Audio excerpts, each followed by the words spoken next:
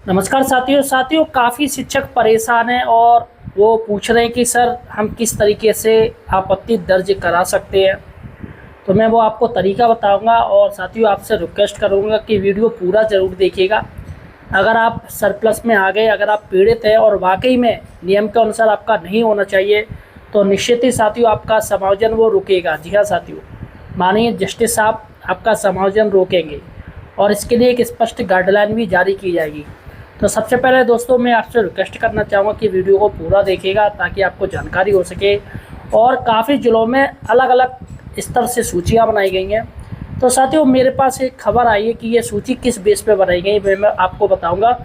कि काफ़ी लोग कह रहे हैं कि सर हमारे ज़िले में ही अलग अलग नियम कर दिए, जैसे किसी ब्लॉक में वरिष्ठ टीचर यानी जो हेड टीचर्स है उसको हटा दिया गया है और किसी ब्लॉक में हेड टीचर्स को छोड़ के अन्य लोगों को हटा दिया गया है। तो आखिर ऐसा क्यों हो रहा है? क्या रियल में शासन के और हाई कोर्ट माननीय जस्टिस साहब के आदेशों का अनुपालन गलत किया गया है?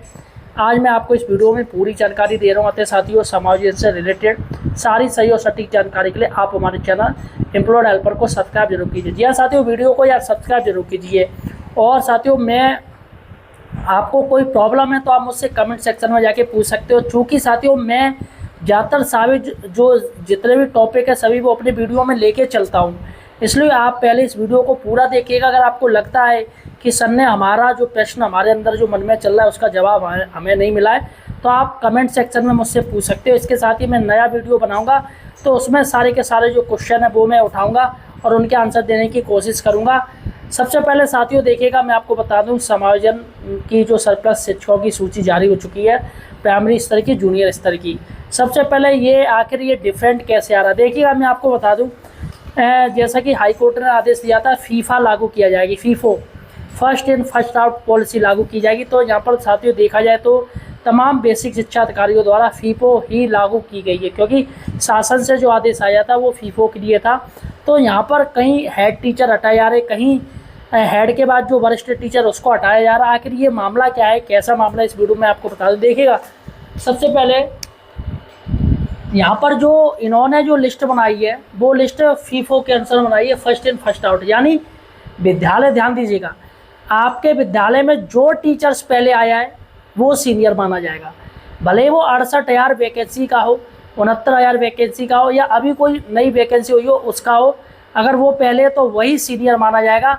उसके बाद साथियों जो भी टीचर्स आएगा, भले ही वो किसी भी भर्ती का हो, पुरानी भर्ती का हो, या कहीं से मर्जर होके आया है, या समायोजन होके आया है, या भाई सरप्लस में आया है, या ट्रांसफ़र लेके आया है, जो भी कुछ है ब्लॉक के अंदर ही ट्रांसफ़र हुए फिर वो आपके स्कूल में आया है, तो भले ही वो सीनियर टीचर्स हो लेकिन उसका नाम नहीं लिया जाएगा, क्योंकि यहाँ पर जो विद्यालय में पहले आया है उसका ही नाम लिया जा रहा है। तो जो तमाम जो जनपद के अंदर भी ब्लॉक वाइज जो लिस्ट बन रही है, कहीं सीनियर को हटा रहे हैं, कहीं हेड को हटा रहे, कहीं वरिष्ठ टीचर को हटा रहे, तो ये इसी वजह से हो रहा है। सबसे बड़ी बात है कि जूनियर की बात करें, देखिएगा जूनियर नहीं, प्राइमरी की अगर हम बात करें तो प्राइमरी में अगर 150 या 100 से कम है, 150 बच्चे या 100 से कम है, तो वरिष्ठ टीचर वो हेड माना जाएगा। जी हाँ साथियों, तो हेड टीचर्स को वरिष्ठ माना गया है। और यहाँ पर ये भी नियम लागू किया गया है कि यहाँ पर अगर 150 से या 100 से नीचे हैं बच्चे तो वरिष्ठ टीचर को हेड माना जाएगा। और साथियों सबसे बड़ी बात है इसमें भी वही है कि जो विद्यालय पहले आया है, तो यहाँ पर दो तरीके से काम किया गया है। एक तो ये वाला तरीका काम किया गया जहाँ पर हेड हटाए गए तो उनको एज ए सहायक अध्यापक के तौर पे माना गया है, उनके यहाँ बच्चे कम हैं तो इसलिए साथियों। और दूसरे जो लोग कहीं हेड हटाए रहे, कहीं वरिष्ठ टीचर, तो अगर पहले जो टीचर आया है, भले ही वो हेड बाद में आया हो, किसी और स्कूल से आया हो, लेकिन जो पहले टीचर से वही सीनियर, वही वरिष्ठ माना जाएगा, इसी का नाम हटाया गया है।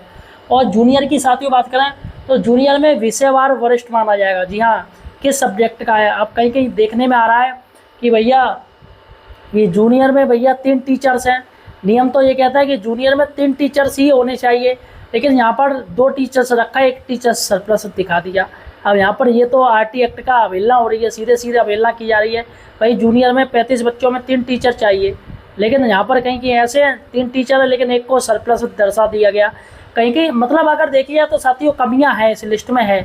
अगर थोड़ी बहुत कमी अगर छोड़ भी दें तो ज़्यादातर काफ़ी ज़्यादा कमियां हैं जो कि गलत है साथियों। यहाँ पर जो लिस्ट बनाई गई मुझे लग रहा है और काफ़ी लोगों ने वही पुरानी लिस्ट डाल दी है, जो कि गलत है, ऐसा नहीं होना चाहिए था। हाई कोर्ट ने मौका दिया था कि भाई आप अपनी लिस्ट सही कीजिएगा, लेकिन फिर भी नहीं साथियों किया गया। कोई बात नहीं, डरने वाली बात नहीं। अगर आपके साथ गलत हुआ है तो साथियों मैं तरीका बताऊँगा आप किस तरीके से ये अपनी बात जो कि हाई कोर्ट के माध्यम से रख सकते हैं, कैसे क्या। देखिएगा, सबसे पहले मैं आपको बता दूं आपत्ति कहाँ पर होगी दर्ज। सबसे बड़ी बात है आपत्ति कहाँ पर हम दर्ज करें, इसको लेके साथियों मैं आपको बताऊं। देखिएगा क्या करना है आपको। सबसे पहले आपको एक एप्लीकेशन लिखनी है, एक प्रार्थना पत्र लिखना है।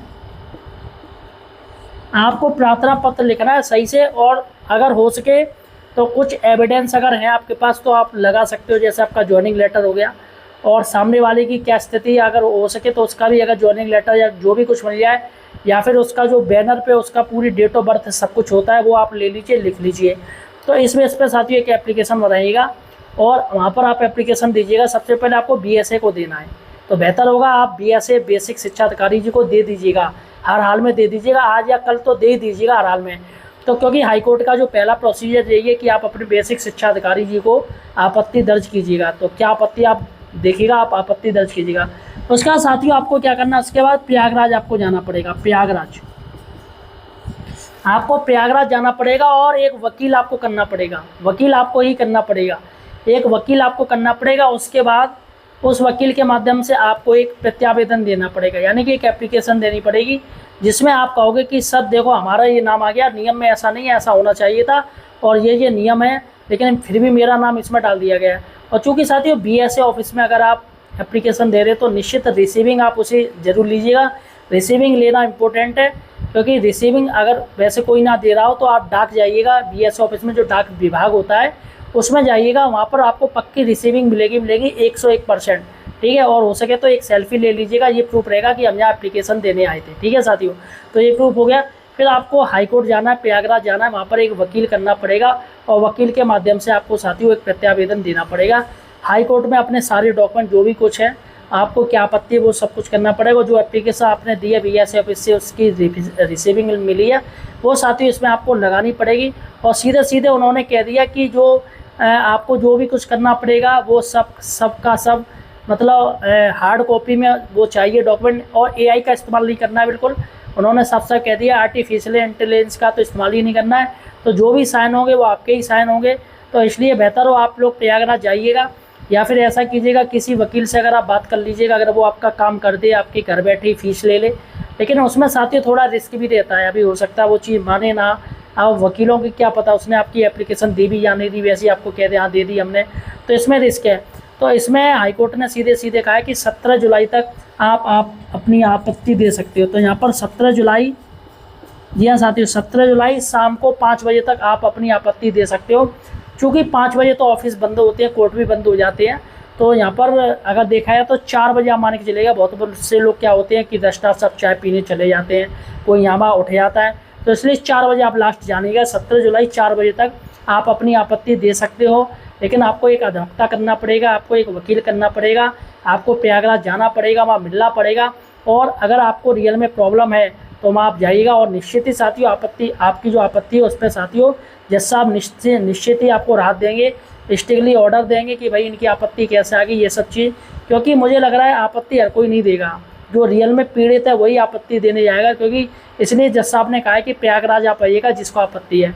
क्योंकि साथियों BSA ऑफिस में आपत्ति देना तो एक वो हो गया प्रोसीजर कि हमने आपत्ति वहाँ भी दे दी है, लेकिन क्योंकि शासन ने ये लिस्ट जारी करी है, भाई शासन की तरफ से लिस्ट बनी है, शासन ने जारी करी है, तो निश्चित ही शासन अपनी लिस्ट पे कोई ऑब्जेक्शन नहीं उठाएगा। मैं आपको पहले बता दे रहा हूँ, सरकार ऑब्जेक्शन नहीं उठाएगी कि हमने ये हटाया वो हटाया, इसका किया उसका किया, इसका नहीं किया उसका नहीं किया, तो वो नहीं है। वो इसलिए हाईकोर्ट ने कहा है कि शासन आपकी सुनवाई नहीं करेंगे, बेसिक शिक्षा अधिकारी आपकी सुनवाई नहीं करेंगे, इसलिए आप हाईकोर्ट आइएगा, हाईकोर्ट में आप एक एप्लीकेशन दीजिएगा, पूरा प्रत्यावेदन दीजिएगा। इसलिए साथियों आप जाइएगा, पूरा का पूरा आप जहाँ जाइएगा कोर्ट रूम में जाइएगा, अपनी पूरी एप्लीकेशन बना के दीजिएगा, सारा हार्ड कॉपी में होना चाहिए, और बेहतर हो आप वहाँ पर उपस्थित रहे तो और अच्छी बात है, क्योंकि आपके साइन भी हो जाएंगे। तो ये काफ़ी इंपॉर्टेंट चीज़ है। तो फिलहाल साथियों आपको और कोई जानकारी चाहिए तो हमें कमेंट सेक्शन में पूछ सकते हो। धन्यवाद।